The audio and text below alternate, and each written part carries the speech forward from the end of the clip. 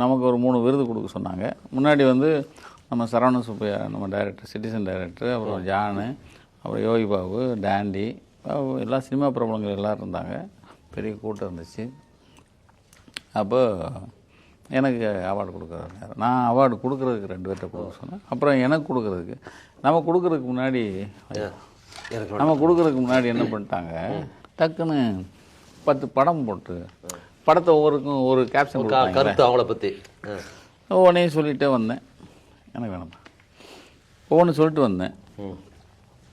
சொல்லும்போது கடைசியாக விஜய் படம், கரூர் பார்ட்டி படமா, மொத்தம் ஆடிட்டோரியமே அப்படியே விசில் பறக்குது. 5 நிமிஷம் வீன்னு மாட்டிக்கிட்டான்னு ஒருத்தன் சொல்கிறான். இந்த பக்கம் சவுண்டு வருது.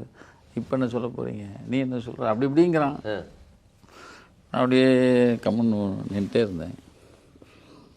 கத்திட்டிங்களான்னு, என்ன சொல்கிறான் அப்படின்னு சொன்னேன். மறுபடியும் சவுண்டு, தற்குறின்னு. Pin drop silence. அடிச்சு தூக்கிட்டில் ஒரே வார்த்தையில். இந்த பக்கம் அந்த கேம்பெயினிங் பண்ணுவாங்களா, அவங்க 2 பேரும் மைக்கு கீழே போட்டு 2 பேரும் குனிஞ்சிக்கிட்டாங்க.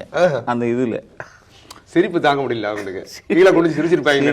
இன்னொரு பயம் டெலிகாஸ்ட் ஆகிடுச்சு. அது ஆனது எனக்கு தெரியல. இல்லை, டெலிகாஸ்ட் ஆகிட்டு தெரிஞ்சிருக்குமே எல்லாத்துக்கும்.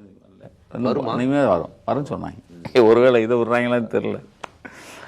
அப்போ ஏன்ட்ட கேட்டாங்க, சார் பயமே இல்லையாங்கடா. நான் ஏன்டா பயப்படணும், டே நான் ஏன்டா பயப்படணும், வீரப்பனுக்கே பயப்பட. தற்கூரி தானே சொல்ல முடியும். நான் இப்பயும் சொல்கிறேன். அதாவது 41 கொலைகளை இன்னைக்கு வரைக்கும் சார், நீங்கள் சொன்னீங்களே, எந்த இடத்துலையும் இன்னும் மறுபடியும் இப்படி ஒரு தவறு நடந்துச்சே. சரி, அப்போ தைரியமானவன்னா என்ன சொல்லியிருக்கணும், திமுக பண்ண 41 கொலை இன்னும் மறந்துட்டீங்களான்னு கேட்டுக்கணும்ல.